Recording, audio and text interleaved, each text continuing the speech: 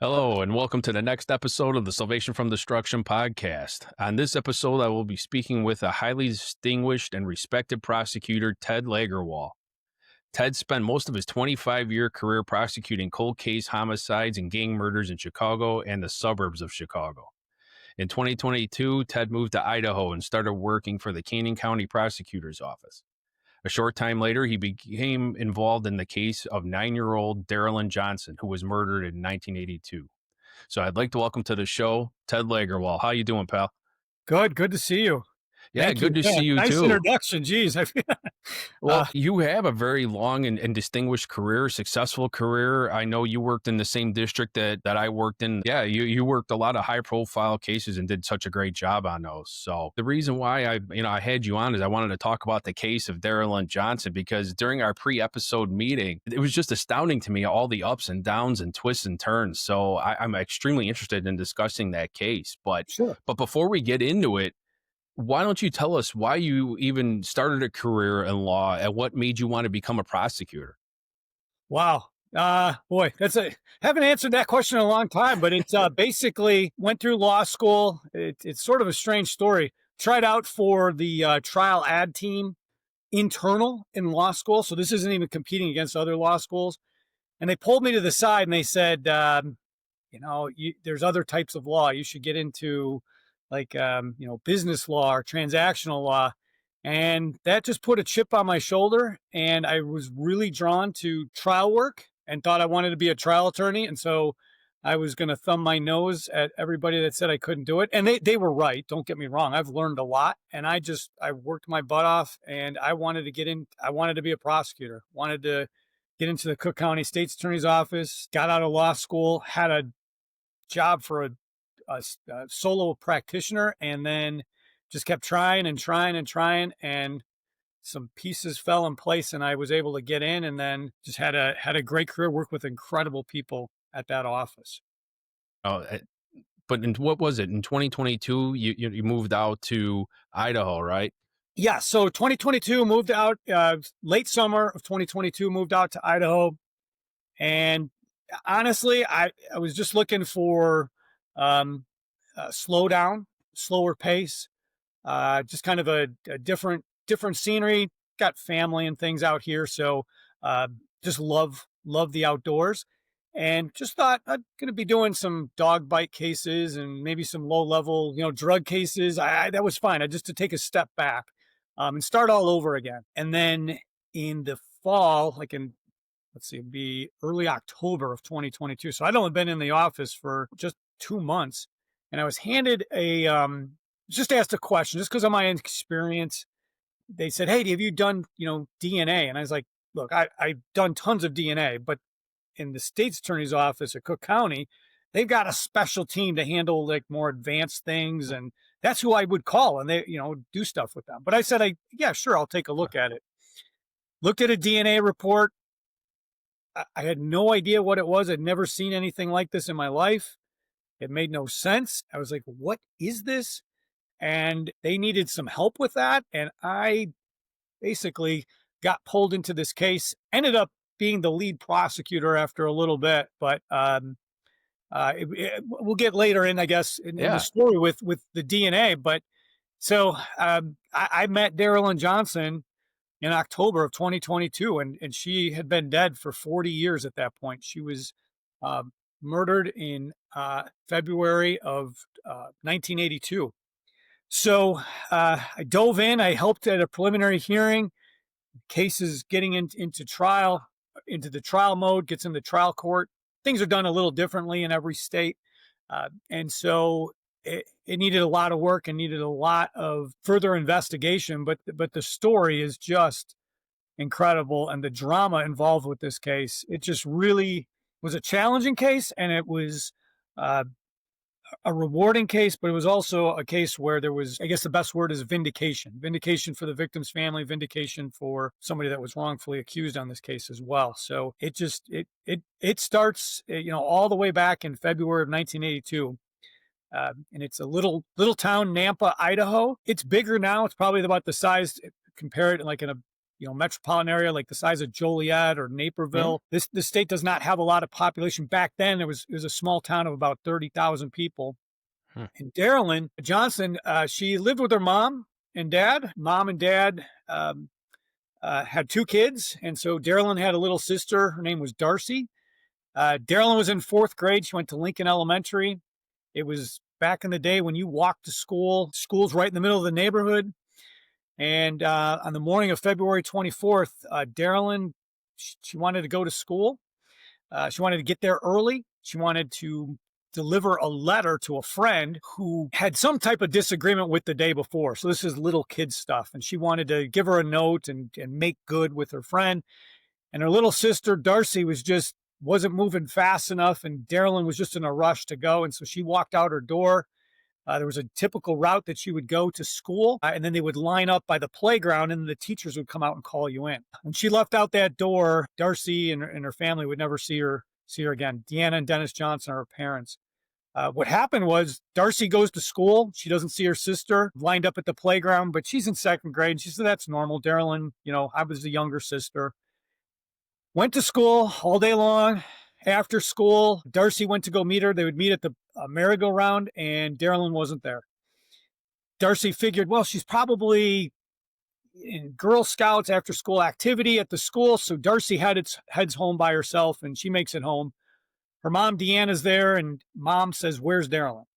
Just asking. And Darcy's like, well, she wasn't at the playground. So I figured she's in Girl Scouts. And Mrs. Johnson, testified that, panic set in, and she grabs Darcy. She rushes to the school. This case is hard because you have to transport yourself back to 1982.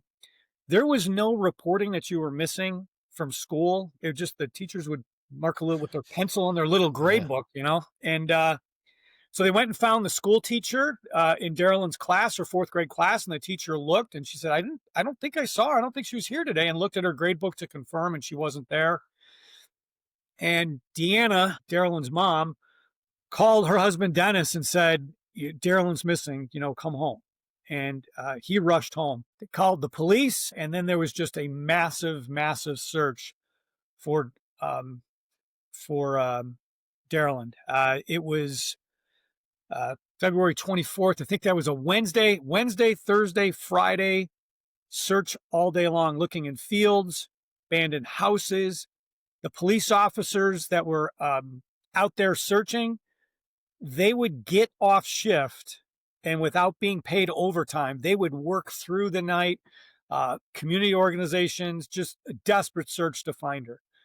Big sensational story at the time. Newspaper articles and news stories, and just a search to try to find Daralyn. No luck. On that Saturday, early morning, there's mountains in Idaho. I call them mountains, but I guess they're foothills. There's bigger mountains as you move up into the state, or not that far actually from the area.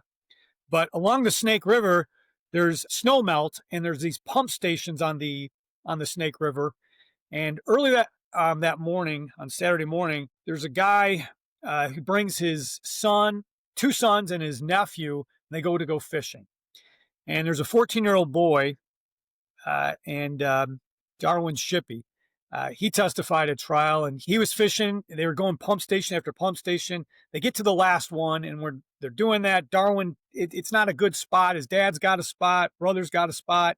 His cousin's got a spot. He wants to cross a stream that's feeding into the Snake River, but the snow melt, the stream was too wide. And so he starts walking up this stream. And as he does that, he goes in about, I want to say probably maybe about 2 football fields in, up the stream, trying to find a place to cut across so he can get to a good fishing spot. And then he finds a body that's face down in the water. Red shirt, red Optimus soccer shirt. She's got tan pants on, just face down in the water. And right away, he knew. He broke down in tears when he was testifying. It still impacted him. He was 14. He calls his cousin over. They're looking. They're like, that's the girl. That's the girl that everybody's looking for. They rush and go get dad. This is back in the day. There's no cell phones. So they had to jump into their truck. They're racing down the road. They flag down the first car they could see, thinking maybe we can, split up. And this is about think it's about 18 miles south of Nampa where they're at. So it's a pretty remote area. They happened to find a police officer that was off duty and was just driving that they passed by. This guy had been part of the search team. He gets the information. They get the police out there, and Daralyn's body is recovered. When they recover her body, they turn her over in the river, in the stream. When they turn her over, she has blood on the crotch area of her pants. And right away, there was an officer who described it. He said, right away, you knew that this little girl was raped, but obviously you got to go through all the mechanics of going through autopsy, that kind of thing. So the way they did it in that time is they brought Daralyn to a funeral home, and her dad, Dennis, he went with his father, and they went to the funeral home to go identify her, and then they would take her to another location for an autopsy. And he unzippered the bag, and Dennis is a big, strapping guy. I mean, he's got to be all of 6'4", big, you could just tell, big, strong guy. And he melted when he saw her and collapsed. Had to identify her. They took her to the coroner's area. I guess it's not really a coroner's office because this is really, really a low populated area at that time. And they did the autopsy, and lo and behold, she had been raped. And when they did the autopsy, there was blunt force trauma to her head. Her brain was swollen. There was all kinds of bruising on her body, pinprick bruising. So there was evidence of squeezing and struggle. Don't want to get too graphic or too specific, but a lot of it was on her legs, shoulders. So Daralyn was definitely fighting the killer. She also drowned, so it was a dual kind of finding. At the original autopsy back in 1982, they said drowning. Later on, another medical examiner reviewed it, a forensic pathologist, and said that it was a combination of blunt force trauma to the head and drowning. And then the key crux of the case is a couple things, is that really physical evidence was pretty limited. There were some shoe prints that were nearby, but you're in a fishing area, so it's kind of a strange area to be in. There's an area in the dirt where there's maybe some evidence of struggle. So they collect some stuff there, but it really comes down to her clothing. And they get her red shirt, they get her pants, they get her socks, and they get her underwear. And when they do that, it's amazing because I'll keep saying, like, things are done differently. The crime scene investigator took the clothing back to the police station and then is using tweezers. This is back before there's DNA. Right. Their DNA testing hadn't hit a courtroom until 1986. And so we're 4 years before DNA is even first introduced in an American courtroom. But they are taking tweezers and they're trying to find any type of debris or hairs. And they're able to find a hair on her sock. And then they find 2 pubic hairs on her underwear, and then 3 body hairs. So they also had her underwear.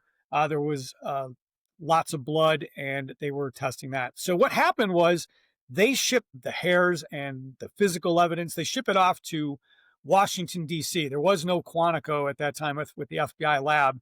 So it was the Hoover building in downtown D.C.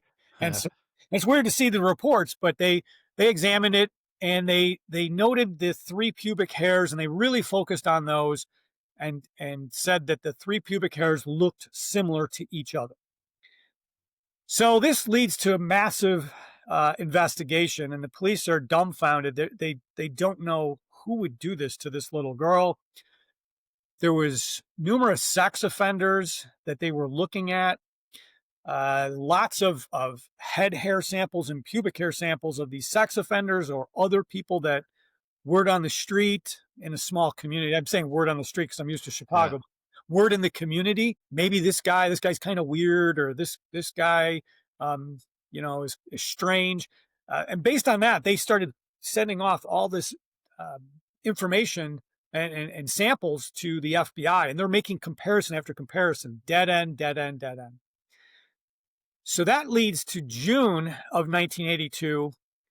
There's a police officer who's on patrol, and in the interviewing of the school children that were all walking to school, there was one young girl who said she saw a car that had Bondo and it was gray spots on a car.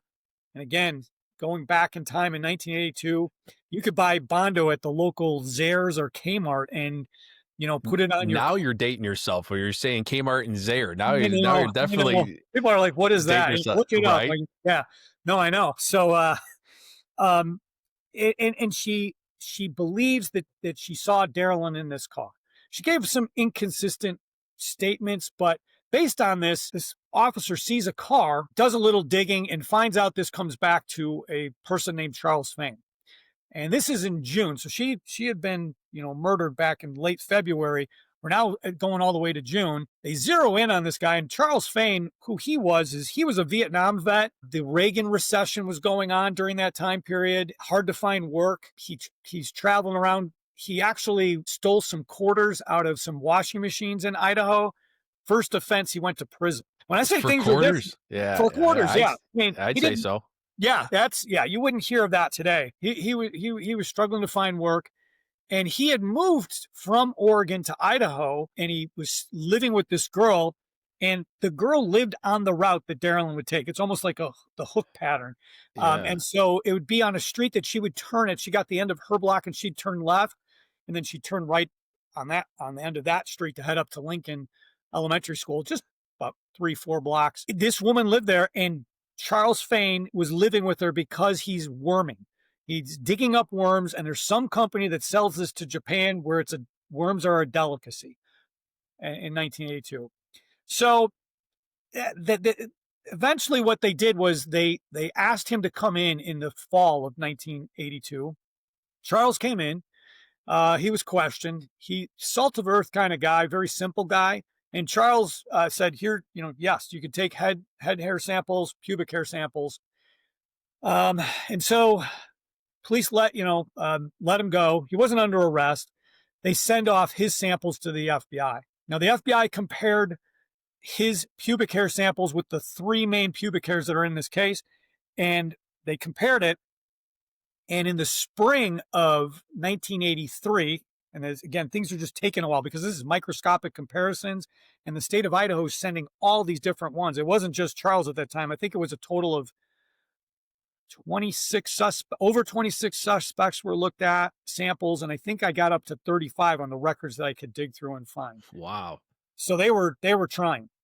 They make a conclusion and say that Charles' pubic hairs are similar to the pubic hairs that are found on Daralyn's body, on her sock and underwear, the pubic hairs that were recovered. And one thing to note is that this is a little girl that's in a stream. There's water coming off the mountains. She is being washed over for days, and these pubic hairs still remained on her. It's amazing that the police officer even found with just a old school Sherlock Holmes magnifying glass and tweezers and is finding this stuff. So in the spring of 83, they bring Charles Fain in and they start questioning him, and it gets accusatory, and he's being accused that he did this. He's telling the police, I didn't even live here. I was in Oregon. He's trying to remember where he was at that time. He says, I think I was at a library during this time period. He checked my library card. I was living with my parents. And he agrees to take a polygraph exam.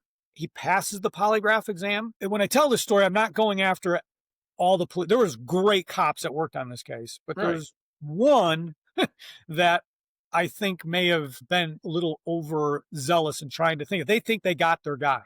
They kept hammering him that, your pubic hairs match what we found on that little girl. They match. They match. And eventually, and Charles testified to this. He told the police, can I see this report? You're claiming there's a report. Let me see this because I didn't do this.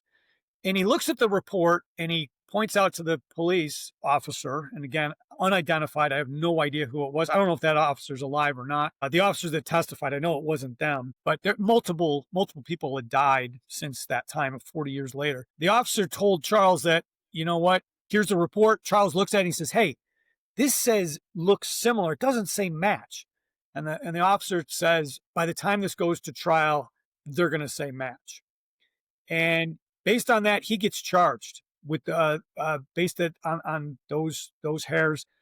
2 jailhouse informants are developed after he's charged. Those were very problematic. When you read the transcripts, it jumps out at you. Things that should have never happened to Charles. But they also find shoes that are similar to a pattern in the backyard of where he's at in his house. However, digging, find out that these shoes were sold at what then was a major store. This is a very common boot in Idaho. Boots are a big deal in Idaho because it's a lot of ranchers and farmers and more cowboyish, so anyhow, he gets charged and he goes to trial. Now, this I will be stronger on because I reviewed all the transcripts. Charles goes to trial. He's arrested in the spring of 1983. He's tried on where the state is pursuing the death penalty by the fall of 1983. So 6 months later, this guy's on trial. So he's on trial for murder and he's facing the death penalty, no less. Yes. On top of that, within that short amount of time, they're ready to go. Yes, they're ready to go. It's let's holy go. Holy cow! I know. Yeah, and so when I was reading the transcripts, one of the things that just stood out to me was the prosecutor stood up in front of the jury. The hair examiner came in and testified, and he said it appears similar. It's similar. I found enough similarities that I can say it is similar to his hairs. The FBI examiner went a little too far and said, I find this unusual to find this type of similarities. He got sanctioned and reprimanded by the FBI because that's outside your expertise to go that far, but they can't say it's similar. But the prosecutor actually stood up in front of the jury and misstated what the examiner said and said, you heard from that examiner, and that examiner told you it matches. It's a match.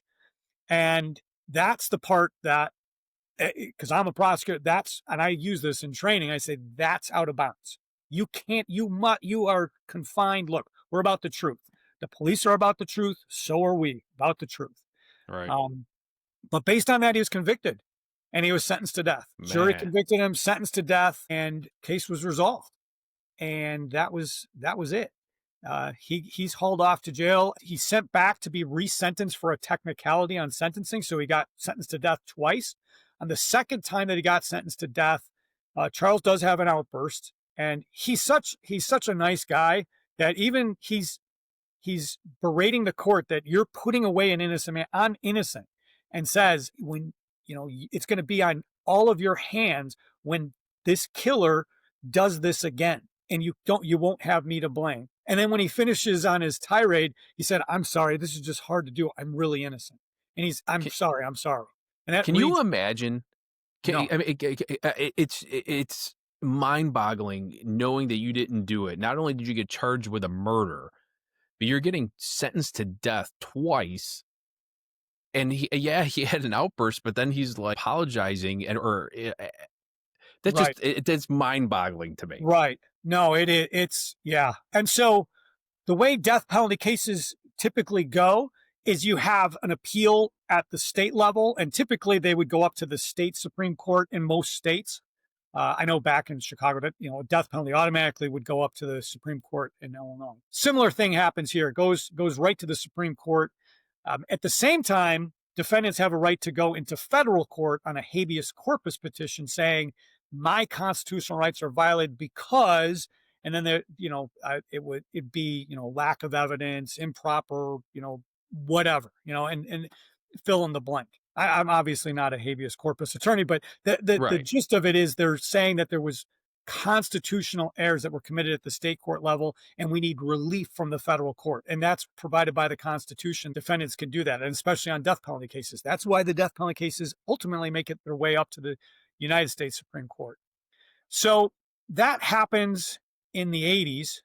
It was fascinating. This was the hard part of being the prosecutor on this. This evidence was used at trial. There was no gloves used by anybody because think about it. There's no DNA. People don't even know that exists. It's true. Just a microscope. Yeah. And so I know that I can see that they stapled exhibit stickers when I got her underwear and got her socks. It's everything's stapled. You can tell things were handled. Tories, they're not doing that. And working on some other cold cases. I mean, I've got things that, like, I had a murder in Chicago where this little girl was murdered in 1963. And you've got a picture of the coroner smoking a cigar over the body, and you're just like, wow. But you just have to remember it's not Different their time. fault, different times. Right. So what happens is there's a repetitive attempts to conduct scientific testing by the defense. And DNA was just starting to come on, even though it hadn't made it into a courtroom yet. And so in the 80s, so back in, let's see, 86, I believe it went to one laboratory. The scientists there actually testified in the O.J. Simpson case on DNA years later. But they started examining the underwear. They're trying to see if they can get something from the underwear. It's tested. Nothing that's found on the underwear. Going back to the autopsy, there was semen that was identified. And so I had a slide where there was at least semen that was identified. So they're looking at these slides, hoping that they can get DNA. Again, when DNA first started, you almost needed a pool of blood to get DNA. You couldn't get these, little spots that we do today or microscopic amounts of DNA. Impossible back then. The testing, it just wasn't available. So when they looked at the slides, they didn't think there was enough to conduct testing. They look again in 1989, and this goes out to another lab that's in California, trying, unsuccessful. Finally, there's examinations of the underwear. Nothing's found. They're testing different spots. You move into the 1990s, and at this point, the appeals process is kind of going not good for Charles Fain. He was 5 days away from execution. They brought him into a room. They get his order for his last meal. They have to officially read him the entire death warrant. He remembers that, this guy doesn't just remember. I mean, when I talk to him, he knows this case backwards and forwards. There's not one time he would correct me about things. He just knows everything. And he went to this room. They did that. And then Sandra Day O'Connor from the United States Supreme Court ordered a reprieve on his death sentence, and further testing was allowed. And so now we're in the mid 90s, and the hair evidence went up to Seattle. And there's a woman she was only given 24 hours, the scientist, to look at these hairs. Wasn't enough time for her to do a full examination. She complained about it, but that's all the federal judge would give, and the time that was allotted. There's further discussions about DNA. DNA is now active, and there's new DNA testing. Now you have not just traditional DNA. Back then we had, PCR, and this is now moving into there's mitochondrial DNA. So this is the DNA you get from your mom that scientists could use, especially on hair evidence. The idea was that you could not get regular traditional DNA from hair unless you had a root. And I've spent most of my career working with detectives and labs, and that was the belief for years, almost my entire career. So has DNA been used in any kind of trial up until this time yet? So at that point in the mid 90s, yes, it first hit the courtrooms in 1986. Okay. So by the 90s, traditional DNA is on board. Everyone that's looking at this slide is saying there's not enough to extract DNA. Okay. It was a microscopic slide. Got it. Is what they did. They didn't have the swabbings that you typically get in a rape kit. Got it. So in 1998, the Canadian National Lab, the defense had figured out that this lab was the premier lab of extracting DNA from low-level amounts. And when I say low-level amounts, most cops would laugh today and say, that's low level, but that's the way it was in 98. And they washed out the slide that had been identified, and photographs were taken, thank goodness. There was sperm that was identified on the slide. They washed the whole slide out, and they got such low-level returns, they weren't able to make comparisons. Man. And so that's done. And so Charles is still sitting in death row. What do you do? Finally, mitochondrial DNA, it's actually one of the scientists from the state lab in Idaho was troubled by this case. And she's the one that said, hey, there's labs that will do mitochondrial DNA testing. State of Idaho didn't have that at the time. I don't know how many state labs had it in this, this time period. There was some. I think Illinois was doing it at the time. It's back when I first started my career, and I remember mitochondrial coming online early 2000s, if I remember correctly. But anyhow, the idea now is, okay, we're now into late 90s, early 2000s. Charles desperate. What can we do? The defense team is desperate, but there's at least now some cooperation with this scientist from the state lab. And also one of the attorney generals that was representing the state of Idaho was also very, very concerned. And I think he ran up against pressure from other people like, well, you just have a soft heart. What are you doing? Like this guy did it. And he's just like, hey, this just doesn't read right. Something's not right here. This is wrong. I can't believe this guy was convicted. So anyhow, there's an agreement made. That woman in Seattle that did microscopic hair comparisons will let her look at it, and we'll ship off the after she looks at those pubic hairs, she can make her findings, file a report, and then we can send it to Bodie Technology, a DNA lab out of Virginia, and we could do this mitochondrial DNA testing. So the woman in Seattle, she does her examination. She looks and she faults the FBI for not looking at, and I don't know how else to describe it, but it's not looking just down at the pubic hairs on the slides, but you also have to, rotate the slides and look at the side, look at the 3D dimensions of it. And there were things that she was finding that she was like, those hairs did not come from Charles Fane. But she couldn't put that in an official report. It took her a long time because it's meticulous, and there's lots of photographs that she has to go, and she's compiling that. While she's doing that, the hairs make their way to Bodie, and they decide to test a hair on Daralyn's sock, and they do they're going to do mitochondrial DNA comparison.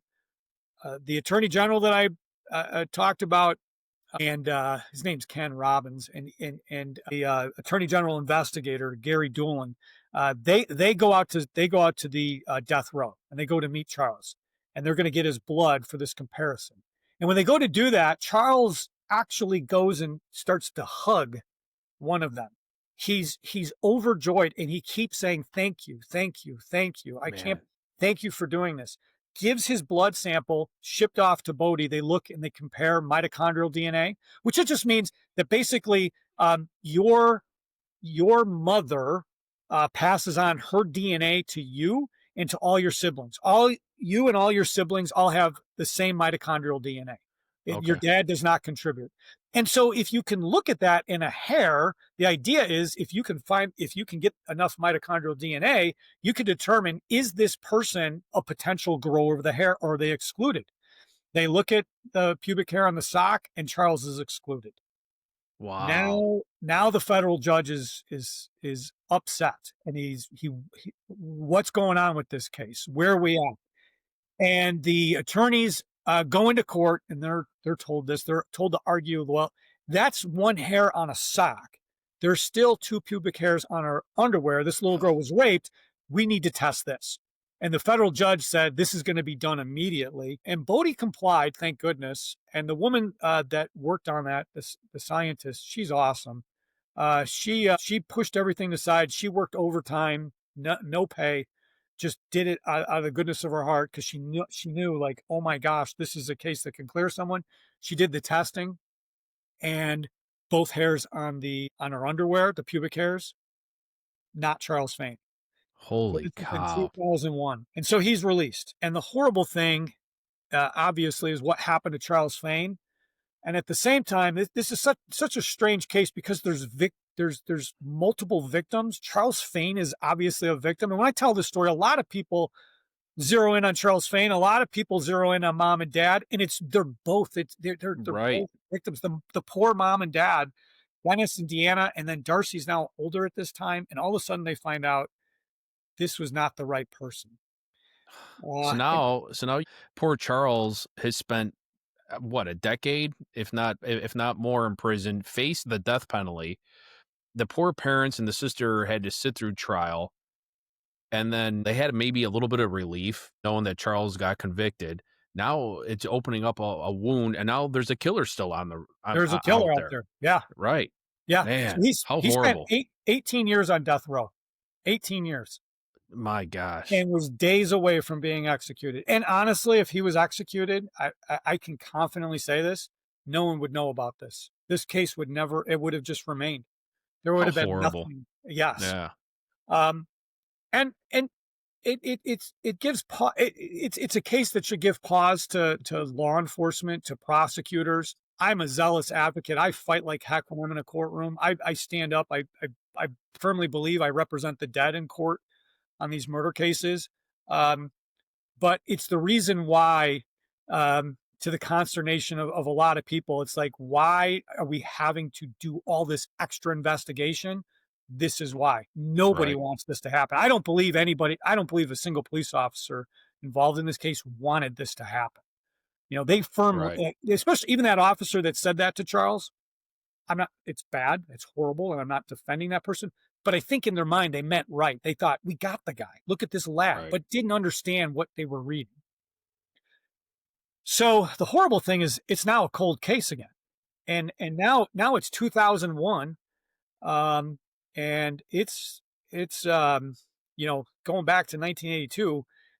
You're now 18 and a half years. You're 19 years removed from the case. Um, Wow. and so massive investigation. There's an investigator, her name is Donia Ballard. She actually, and I may be getting this a little off, but my understanding is she would babysit the Johnson girls, Daralyn and Darcy, when she was younger. And now she's a detective with the Canyon County Sheriff's Office. And she, oh my gosh, the work that this woman did, she was relentless. She was a bulldog, trying everything she can do to try to solve this case, looking at it, on the science angle, and also trying to look at serial killers, working with detectives across the country, but especially in the Northwest. Seattle has a ton of, it's like a hotbed for serial killers. I don't know why. There's something in the water up there, but this is Ted Bundy and all the other, like, there's a Right. whole list of them. Um, and she's trying everything she can. And when I say that, now that we have mitochondrial DNA, now she's getting search warrants for all kinds of sex offenders, or stereotypically getting samples, and just person after person after person. And it was strange. Even when I was digging through this, there's this guy's not charged, but a serial killer case that I worked on out of Chicago, and then he came out to Idaho and did some murders.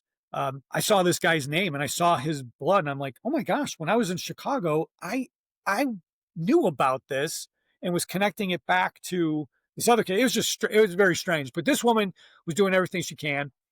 The underwear was sent to Bodie Technology. No, they couldn't get anything. They tried to take cuttings. Then they tried to do touch DNA on the edge. As all of these things are progressing, it didn't work. That was in the early 2000s, 2004, 2006. Oh, sorry, 2006 and 2008. That slide with the semen on it and sperm, that's gone. So the only thing left you have is hairs and the underwear. And the underwear, they keep striking out. They even sent it to the Idaho State Lab, and the Idaho State Lab looked at it and said, okay, there's been all this testing. There's been cuttings. There's been on the edges touch DNA. We know this has been handled. Let's try to look in an area of the underwear that maybe nobody's looked at. And they tried that, and it failed. Nothing. Man. So Donia Ballard the woman couldn't be doing more.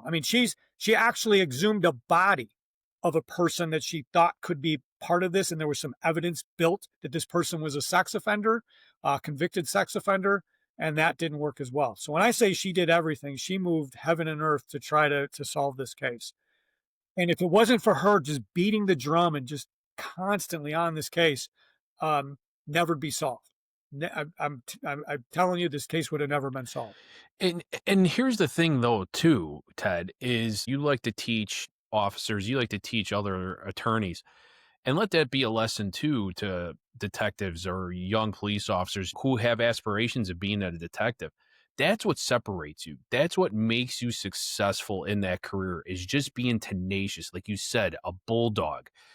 Don't stop. Just keep going. Go over the wall, under the wall, around the wall. Sometimes you have to go through the wall to be successful. Do not let anybody tell you you can't do it. Do not stop, because at the end of the day, that's what's going to separate you from everybody else, and that's what's going to give you success in these cases, is just being tenacious. Right. Right. So Yeah. Yeah. You couldn't have said it better than that. And that's what Donia Ballard did.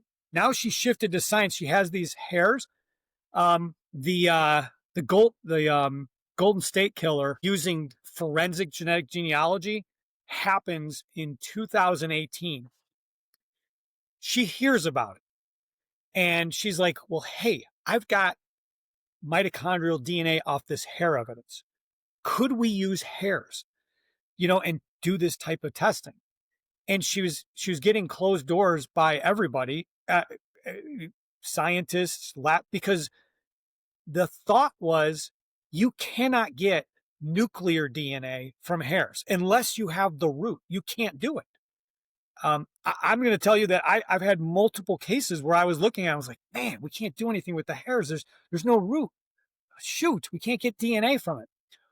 So she refuses to accept that.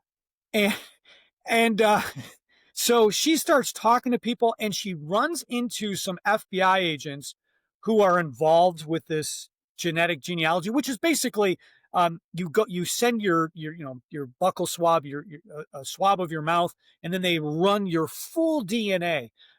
And then they use that for heritage, and then you're trying to figure out your relatives and that thing. It's being used medically all through the 2000s. This has been used. So it's not something new. But STR DNA, your traditional DNA, which when you hear any criminal case so far, with the exception of mine and then Gilgo Beach is going to be next, it's either STR based or some form of it, like a YSTR, or maybe you're looking at mitochondrial DNA. And so she just doesn't quit. These agents say, hey, I don't know if we can help you or not, but there's this scientist at the University of California, Santa Cruz. This guy's named Dr. Green. He doesn't work at a state lab. He works at this university.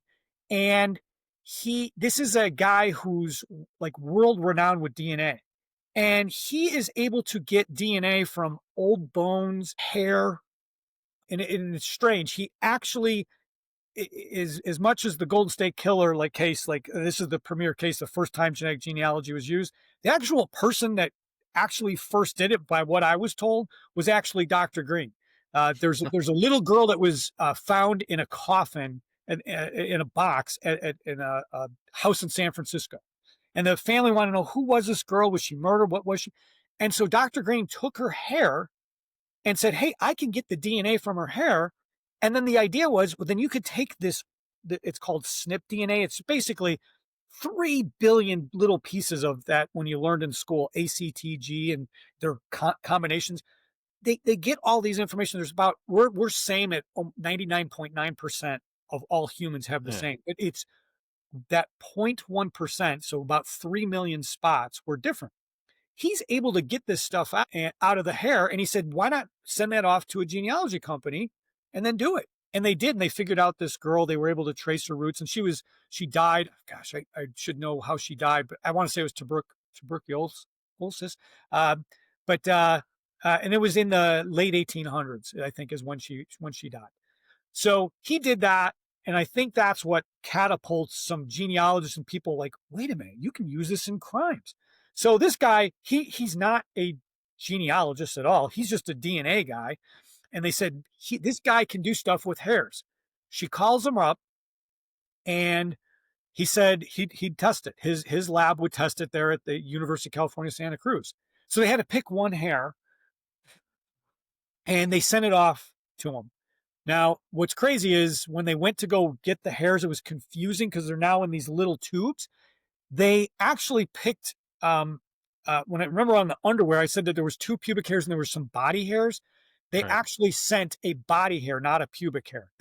It's not like you can look and tell, as gross as this can go. It's in these tubes and there's writing all over the tubes and you can't really see. They sent it off. So they sent a body hair I didn't discover that till about a year before trial, that I was like, oh my gosh, they didn't send the pubic hairs, they sent the body hair. It was a year and a half before the trial. But anyhow, sends it to Dr. Green. This is a guy who helped map the genome of the Neanderthal. So the human genome was mapped in 2000. He works with a guy on a team, Savanto Pablo, and this guy won the Nobel Prize. I got it 2 years ago. This is how world renowned this guy is. He is not involved in criminal work at all. He just is like, I can get DNA for you. So he gets the DNA from this body hair, gets the SNPs, is able to extract DNA, and people are still stunned that he has a process to do this, and it's the methodology he uses that he's able to get this. People are just stunned, like, how could you get that from hair? He actually lectures around the country. There's more nuclear DNA in hair than mitochondria, which is exact opposite of science. So he gets it. Now Donia retires. That's I feel bad for her, because she retires, and now they start doing this tracing, and the genealogists use the data, and they trace, and it comes to a family. And there's a family, and it's 4 boys and 2 girls. So they know the 2 girls didn't do it because it's biologically impossible for them to have left the semen or to rape this girl, so it's not them. 2 other boys are too young, and it leaves 2 males possibility in this family line. They figure out one of those males was at Fort Irwin, California, could not have done this. Because he was in the brig at this Fort Irwin for theft of some scopes on a gun. He didn't steal them, but he covered for someone that did. Yeah. So now they got their suspect, and now there's a new detective. This detective's name's Mark Taylor. So he takes over. He gets handed this investigation, and now it's this guy, and that guy is David Dalrymple. That's his name, and so he's the number 1 suspect. He's actually in prison serving a 20 years to life sentence. Here it's different. You get 20 years and then you get an indeterminate portion. So you have to do full 20, and then the other part's up to the parole board, and you could stay in for life. You could get out after 20 years. It's up to them. So he's in prison. He's still serving the 20 that he has to serve. It's for a vicious rape of a young girl who was raped at the same age as Daralyn at 9 years old, which is just fascinating. But it was his girlfriend's daughter is who he was raping. So they've got this. Now Mark Taylor's like, okay, what do I do? Can I do DNA? And all the labs are saying, no, you can't do DNA. We can't get STR DNA out of a hair. And even when we can, there are some labs that can do it. You can only get small amounts, because STR is length-based.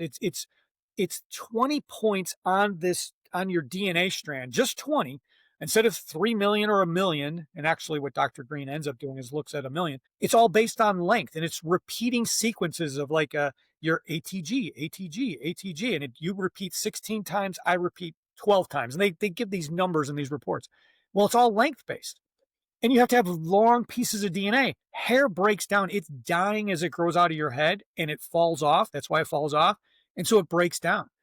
But old bones, when they were doing the Neanderthal, Dr. Green is the one that the guy who won the Nobel Prize credits for creating this process that you're able to extract and get this data, these small pieces of DNA, and map where they go on the genome. So wow. Mark Taylor's like, he's getting nowhere. I can't do STR. I'm striking out. He decides, you know what? I'm calling this scientist directly. So he calls Dr. Green, and he gets on the phone. He's like, hey, let me ask you a question. He's like, Dr. Green, like, sure. It's like, let me ask you, you were able to get DNA from the hair. If I can get the defendant's DNA, or the defendant's brother, the other one that was, in Fort Irwin, if I could get that, can you make a comparison? Because you probably need a little more probable cause, and because the genealogy is standing alone. This was right. What are we doing with this? This is at the infancy. So Dr. Green's like, yeah, I'm a scientist. You're asking me, can I compare 2 things? Yeah. If you get me that, I'll make a comparison. No idea that this was this is the beginning of revolutionizing the next stage of DNA analysis, that people from the FBI, from Department of Justice, from every state now sees where this DNA is going. It's going to be looking more expansively. And actually, University of North Texas, there's a scientist, Dr. Michael Coble, that's working. I'm saying Michael, I'm sorry, it's Dr. Coble. I always respectfully, so I call them their name. I don't even know what their I get it. I'm questioning. But yeah, he's working at University of North Texas, which is a premier state lab within a university.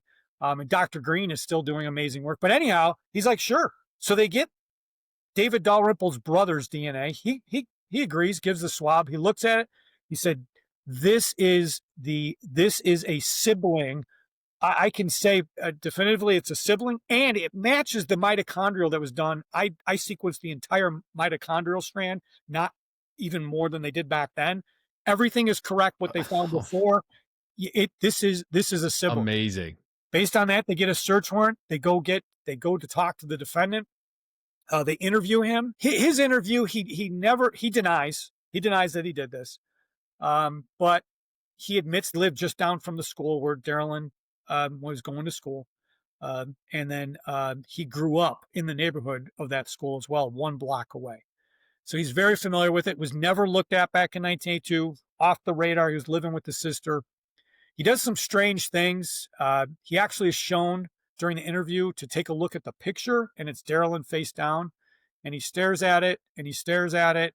And then the first words out of his mouth was fully clothed.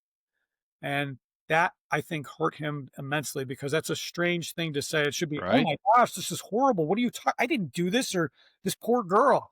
No, he says fully clothed, because I think maybe he realized science is caught up. He's in trouble. But anyhow, there's some good stuff that we were able to use at trial off of his statements, and he testified at trial, and that did not go well for him. Did he have a criminal history? He did. Yes, and the most significant of it is he was in on rape, for that girl. Yeah, did he have one even back then? Yeah, he had smaller time stuff. I mean, we found some DUI arrests, but okay, but nothing sexual even back then. No, nothing that would put him on the radar. Right. Absolutely okay. nothing. Yeah. No, police would have no idea. I don't even know the police knew that this guy was living with his sister, because he's not the owner. He's not the tenant. He's living.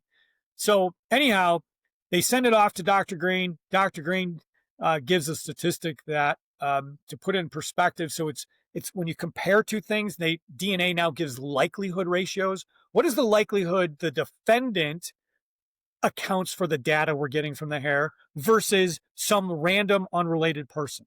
And they compare those two propositions, which is comparing what the prosecutor is alleging, it's this guy, versus the defense, it's some other guy, right? That's what's happening in the courtroom.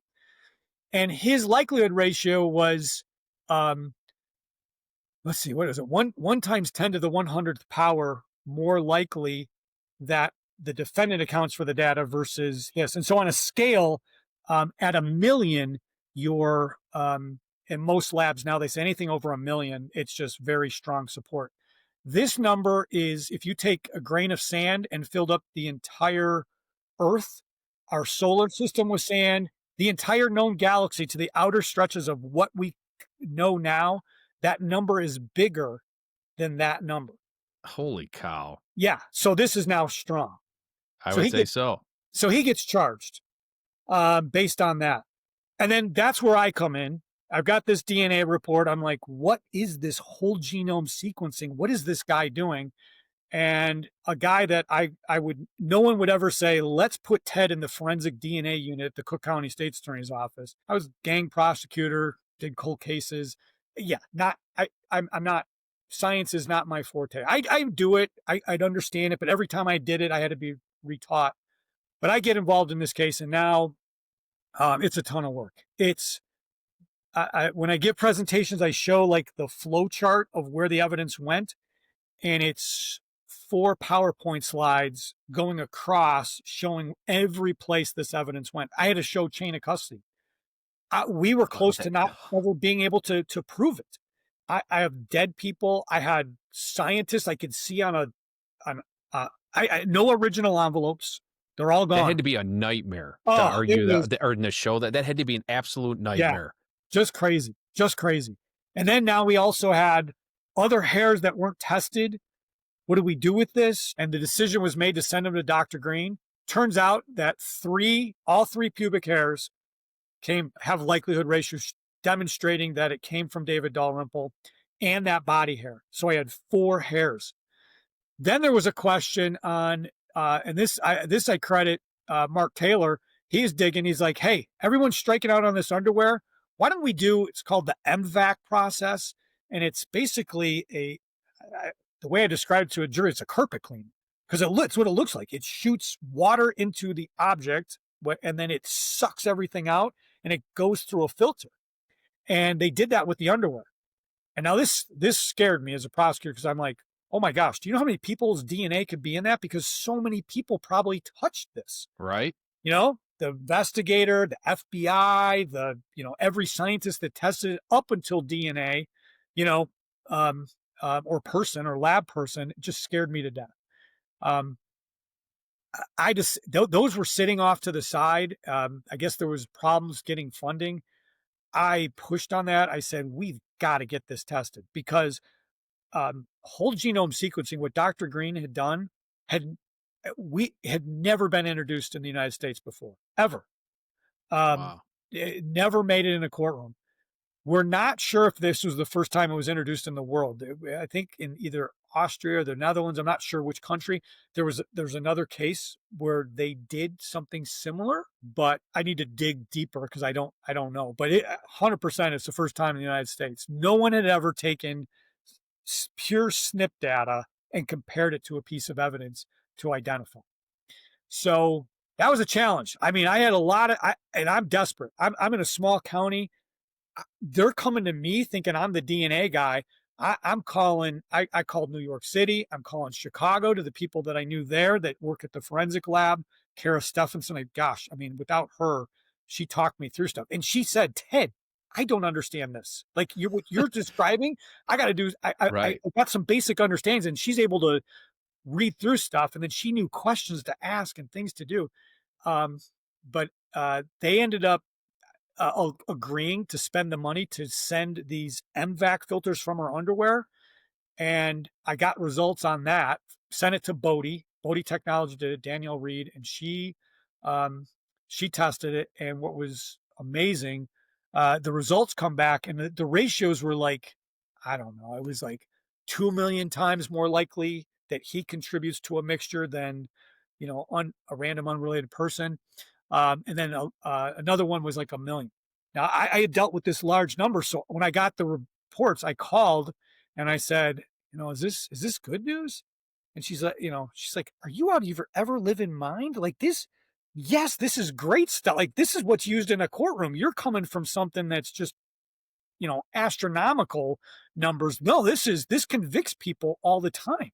I was like, wow. Okay. So that was a great thing that we were able to get as well. So when we went into trial, we had to introduce new science. The defense was not challenging with a formal motion, but I had to go in front of the judge and say, well, Judge, I got a responsibility. This is new evidence. I don't want this trial shutting down. We ended up proceeding by way of affidavit, but this scientist, Dr. Green, is the nicest guy. It's a guy that you'd have a beer and go to and a hot dog and go to a baseball game with. I mean, and you'd love him. And then at the same time, he can go to genius level, and you're just like, wow, where did that come from? He's awesome. He was awesome. And he took the time to teach me. This poor guy, I told him, I said, I'm sorry. I wish I did really good in high school, but maybe this is an indictment on the education system in the United States. You're going to have to start all over again. And he took the time to tell me even basic things and to walk me through everything, which was great. So that and again, not to interrupt you again, yeah. But did the defendant, did you guys re-interview him after you had all this evidence against him? Did anybody re-interview him or kind of show him what he was up against? When they had the one hair, they interviewed him. All right. Okay. So then once he got charged, while I'm doing this case, I'm doing chain of custody. I'm working on the science. The FBI was incredible in helping behind the scenes with research, and they recognized this is the way that DNA is going, and so they oh gosh, they took their time with me and helped me, helped with Got it. research and data and journal articles and all. Oh my gosh, just New York prosecutors. There was people all over the country. I brought Dr. Coble in to testify from University of North Texas. Just I met. That's what's crazy is that in this business, you can go from talking to, and some of the most fascinating people I've talked to has been, prostitutes and crack addicts, and you learn so much, and there's people, and then on the other side, you're talking to people that are educated and genius, and you're like, what a job, like I got to be Right. able to communicate with different types of people, but um, yeah, so that that led to in 20 to so in 2024, the summer of 2024, May and June, it was an 8-week trial, and we went to trial. And when we went to trial, there was no agreement that Charles Fain would testify. When I started the trial, I was doing all kinds of prepping at night after the trial was over. But I brought my investigator, Dave Krawczyk. He was this guy got assigned to me, and this poor guy had to chase and find and help me with chain of custody and deal with the prosecutor. It's like, Hmm. the world's on fire. Can you help me? Um, but I went and talked to Charles Fain, and it was, I met with him, his attorney, that helped him. He actually, after he was released, he didn't file a lawsuit against the state of Idaho or against Nampa. And so he was out of luck with a lawsuit. And the poor guy he's working at a cardboard factory, if I remember right, making nothing. But this attorney convinced the Idaho legislature to pass a special statute to get him some money. And it was a little over $1 million. First time the governor, whoever the governor was at the time, the first time would not sign it. Second time it went through, they did. So I give the state of Idaho credit. They realized this man was wrong. But this attorney, this attorney that did this for Charles, he's a great guy. Even though he's retired, he still talks to Charles, makes sure he's okay, invites him over, has him over for dinner. And so the attorney heard my opening statement, and he realized that Charles could trust me. That I stood up in front of that jury and I told them a travesty of justice happened. There's no way, there's no other way to call this. And I just hit it head on. And I explained the whole story. And it really impacted, I think, the attorney, because he met me in the hallway when I stepped out, and he walked up to me and he's like, that's the first time publicly from the Canyon County Prosecuting Attorney's Office, like publicly, like officially just said what you said. And I'm going to let Charles know, like you're fighting for justice, and not just to cover or do anything. And that was great. So anyhow, we're doing trials. While we're in the middle of trial at night, we went to go visit Charles, and I was just trying to talk to him. And you got to understand the dynamics. My office is the one that was Right. trying to put him to death, and now he's talking to a prosecutor. He's a very nice man. Uh, he knows the case backwards and forwards. Like I said, there's not one. I didn't have to tender any information where Charles said something different.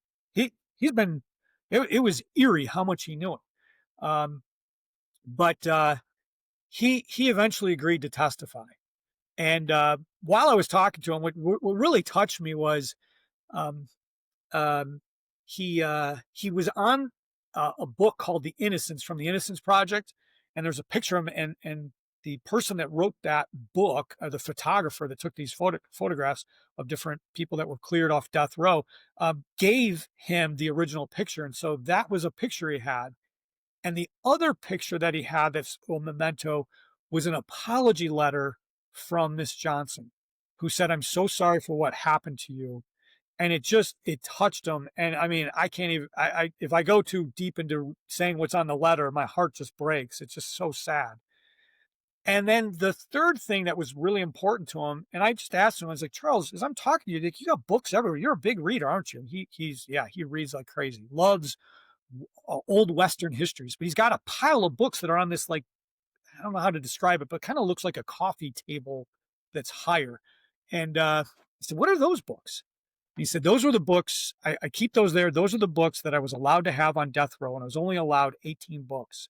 And those are the 18 books. And when I'm anxious or when something's happening, I go and read those books." because it gives me comfort. I'm like, oh my gosh. I mean, I just so much. Um, so he agreed to testify, and that really helped because the jury had to hear, get on the stand. Did you do this? No. And he explained everything. He explained how he was in Oregon. He wasn't there. He explained the process. He was able to corroborate some of the evidence that we had introduced. He helped me with some of the chain of custody issues because he was there. And so he saw evidence being introduced. And then that was really dramatic. The first witness we had, and this all culminates in a second here, but Daralyn Johnson testified and she took the stand, and it was first witness out of the box, and she's explaining just the, everything that happened.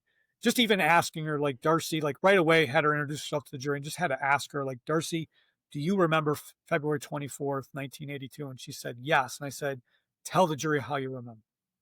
And then she just broke down. She broke down. And then she explained everything.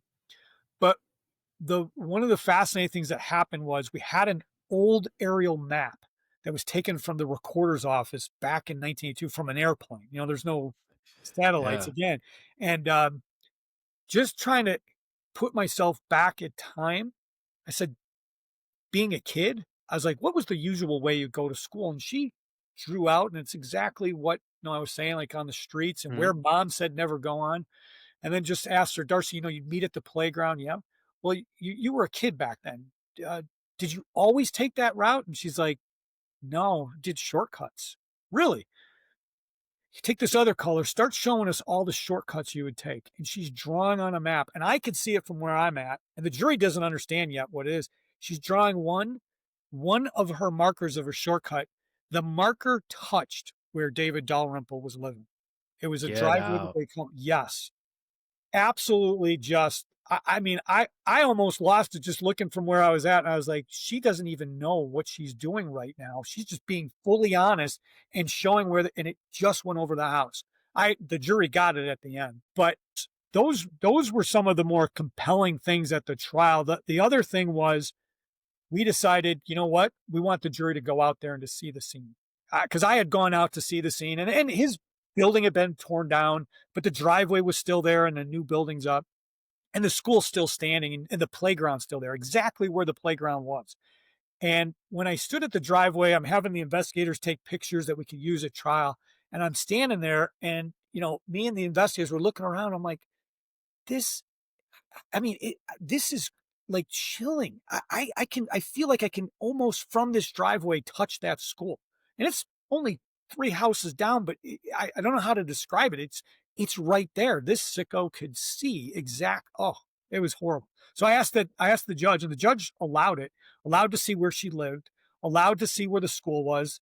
Bus didn't get to stop at those locations, but the jury could look at it. The bus stopped at that driveway, and the jury was allowed to get out. And we had to rope off the area, and we had to mark the area. And the defendant was in a blacked out car. We were in a blacked out car down the street. Police had shut down that entire area, and we're just sitting there, and I'm like, wow, what is going on? Why is this taking so long? What's going on? Like, I figured they would go out, they'd look, okay, this is dramatic, and they get back on. And we could see they were just milling around, not talking to each other, just walking around. They got back in. Later on, we found out that really impacted them, and they really just took it in and just were looking at the school, and it stood out. And so, needless to say, the trial ended in his conviction. But one of the things that happened right before closing arguments that I think is something just to point out was that Dennis Johnson, him and his wife and Darcy, and Darcy was coming every second she could be there, but they were there every single second of that trial. All pretrial motions. We did 6 days of the most boring chain of custody. I mean, gosh, chain of custody even for 10 minutes is boring to a jury. We did this for 6 days before the jury, and then this poor jury had to listen to all this chain of custody stuff. Oh, they said they never want to hear that word ever again. The whole trial is coming to a close, and we're going to go do closing arguments in the next day. And Mr. Johnson said, Ted, I got to talk. And we went out into the hall. I was like, how you doing? How you hanging in there? He looked at me and he just said, Ted, I got to know, are you sure he did this? And when you stop and think why he's saying that, it's like, wow, this guy that question, like, he just listened to the whole trial. And I'm wondering, like, you just heard the trial. Like, he wasn't questioning what happened. He just wanted an assurance for him, his wife, and his daughter, Darcy, and for Daralyn too. He wanted to know, I don't want this to happen again. Tell me that it is. And what was great, because of the science, I told him, I said, if he's not convicted, this case is done. We're done. There is no other person. It's him. And he just shook his head, and he walked back, and he said, thank you. And he walked back in, but he had to know. And so, What a powerful question too. yeah, You know no, what I mean? it was And just a heart-wrenching question, right. especially after everything that him and his family have went through. My Yeah. goodness. Yeah. And those closing arguments, I mean, it was hard getting through that. I had my partner, Carson Vito, he did the open close. I did the rebuttal. And we had a time limit, but man, standing in front of that jury, I mean, the hero of the case was, and I told the jury, the hero of the case was Daralyn. I mean, because I said, think about 3 pubic hairs remaining. That doesn't just happen on a rape, right? It doesn't happen in sexual, and rape is not sexual intercourse, but I say even sexual intercourse, there's not pubic hairs everywhere. This little girl's body is being washed away, and that she was fighting. By all these marks Mhm. on her body, that little girl fought. And that evidence is here because of what she did fighting him off. And that's what's gonna convict him. It's like she, was in court and pointed at him and said, you did this to me. And then the other thing that I got to argue, and I did it a little, like, some people listen to this and say, that's pros miss, that you can't argue that. I did it in a way that you can. I was very careful because I don't want to get reversed, and was very meticulous in how I argued it. I can say it a little more freer when I'm not in a courtroom. But the other thing that I argued is, I said, isn't it, it's just sometimes in life there's what people call, a twist of fate, uh, poetic justice, irony, or an act of God. And I said, isn't it great that this defendant is going to go down by two children in this case? And then I said, because Dr. Green was a little boy, I asked them their birthdays, and they were looking at me like, what are you asking me my birthday for? And I asked their birthdays, but I said, Dr. Green, he was about the same age as Darren. And I said, he was a little boy that was growing up in Georgia, and he loved science. And he had no idea that he was going to someday be a scientist, but he was plugging away, plugging away. And there's another little girl, Danielle Reed, who she too loved science, and she was the one, and she'd end up testing the underwear in this case. And isn't it awesome that 2 children are taking down someone who victimized a child? And I said, that is just, that is fitting. And that really just, I mean, and it's true. I'm not just making things up. Like, the drama of that, when you think about it, little kids would grow up that were little kids about her age, a little younger, and would grow up and take this guy down. And that I that mean, was fitting. and how powerful of a statement that was. And I've had other guests where we've talked about Right. sometimes you do need that little hand of God. I mean, because what are the odds that poor Daralyn was in this river? And like you said, it's a river. It's a moving body of water that's washing over her. And I don't believe in coincidences. Right. I truly don't. And I believe in the power of prayer, and I believe in the power of God. And what are the odds after that and her being in that water that those hairs were still there, no less, Yeah. and those played in such a intricate part in this investigation and in this case, and in the conclusion of this case. Yeah. When the jury came back, whole courtroom's packed. Family's not there because they went to go get dinner. And the Johnsons they're older. Obviously, it's been 40 years since this happened. I left the courtroom, and I just sat on a bench, waiting by the elevator doors. And I didn't want to talk to anyone else. I just wanted to let the family know, just thank you, and just give them a hug as we're about to go in there, and just, it was just so powerful. They went into the room, and they had a place saved for them at the front seat. And Miss Johnson was sitting next to Charles Fain, right next to him. Yeah. And Wow. so when they came back guilty, and I turned around to look at them, I mean, that's when saw that. I didn't see them. I saw them walk in, but I didn't see them sit next to Charles. And that was done on purpose. They're such good people. They want him to know. And justice was done. The other thing that's interesting, and this is just the full redemption of things.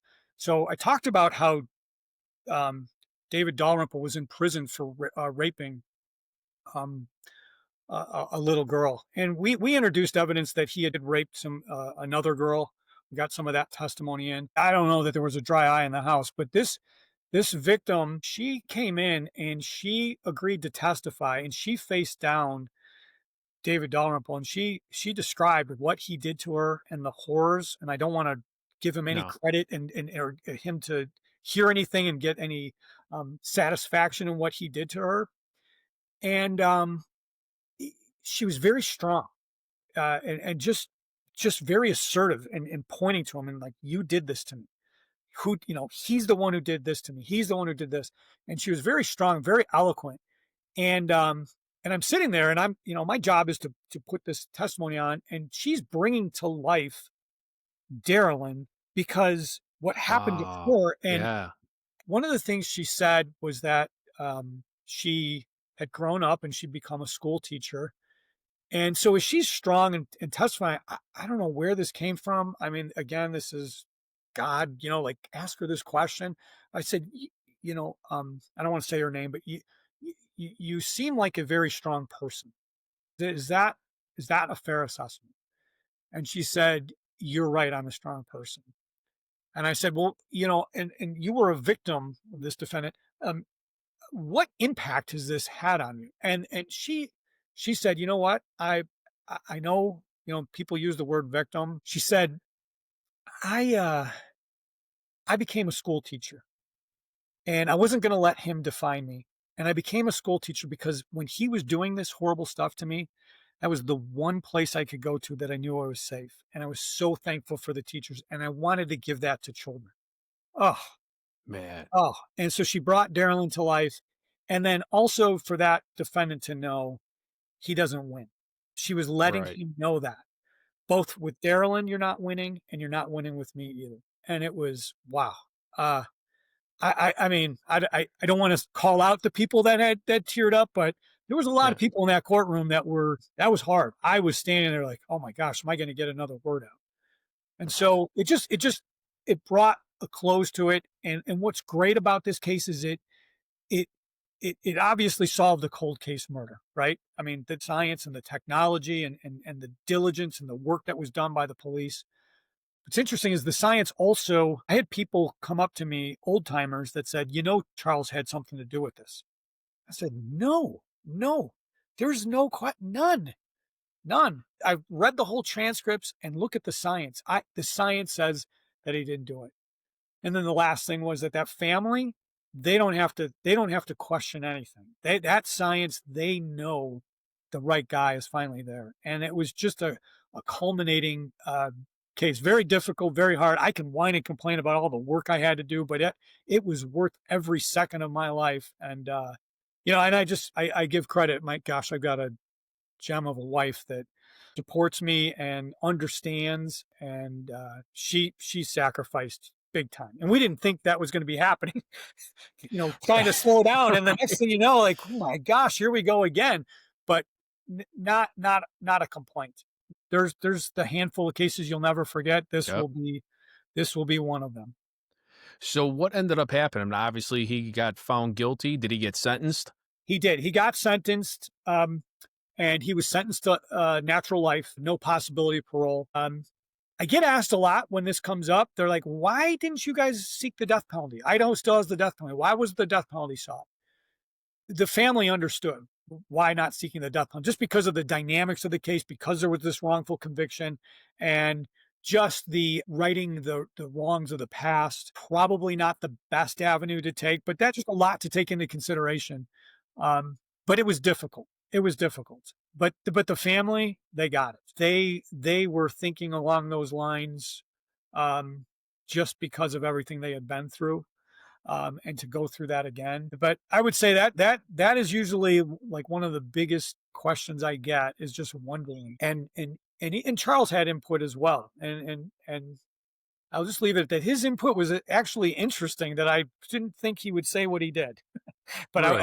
I'll leave it at that. Yeah, but that's something that it's a fair question from the public, trying to understand why we're doing what we were doing, and that's decisions that are made above my head, but I support it. I think the family now knows, through going through that whole saga, they are supportive of me getting this story out.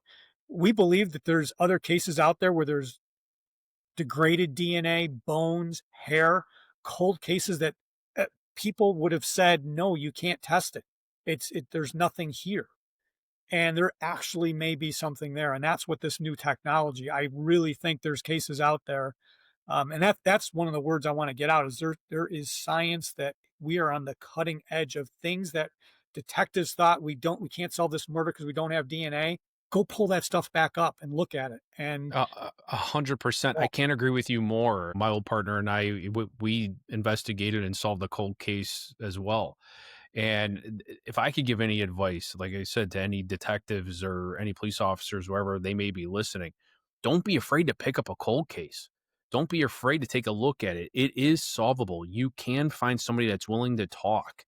Don't be afraid. Don't be intimidated. What do you have to lose? right, right. Take a chance and dust it off and take a look at it. You'd be surprised what you could find. And once the ball gets rolling, it gets intense and it gets pretty crazy. Yeah, And if you can give the family justice, take a whack at it.